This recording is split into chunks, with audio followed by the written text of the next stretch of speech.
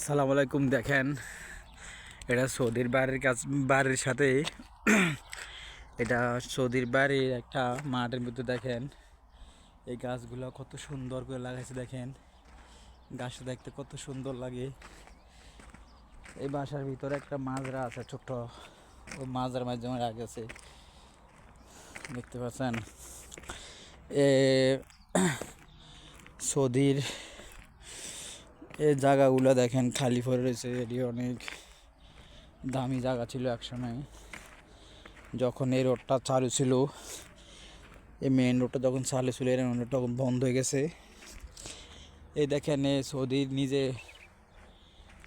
নিজের নামাজ পড়ার জন্য একটা মসজিদ বানাইছে, নিজে আজান দেয়, তারপরে যায় মুসল্লি আসে, 2-1 জন 3 জন 4 জনে নামাজ পড়ে। এখানে দেখেন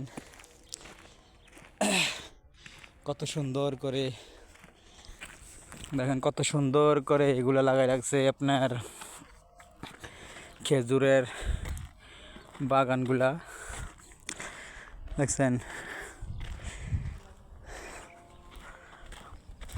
কিন্তু আমাদের দেশে এরকম একটা মসজিদ থাকলে কত সুন্দর। মসজিদে অনেক মুসল্লি আসেন, কিন্তু এখানে জুমার নামাজ হয় নাই।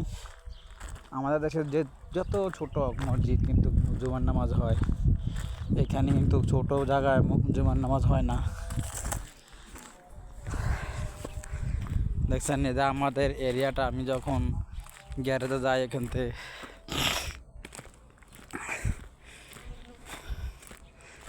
এখানে ছোট ছোট মাজরা আছে। এখানে দেখেন একটা মাজরা আছে, মাজরাটা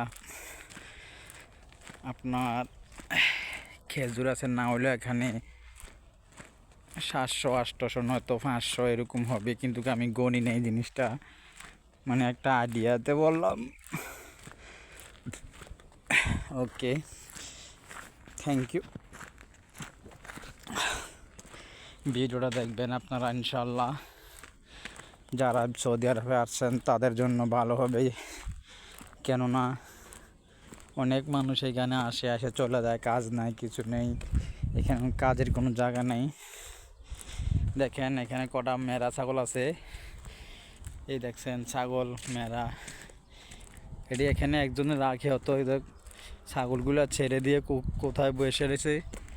ও একজন বাঙালি হতে পারে, নয়তো একটু পাকিস্তানি, নয়তো ইন্ডিয়ানি, যে কোনো একজন ওদের ফাড়ার জন্য থাকে। দেখছেন এখানে একটা মানুষ গরু দেখা যাচ্ছে না। কখন বাজে 4:30 সৌদি আরবের টাইম।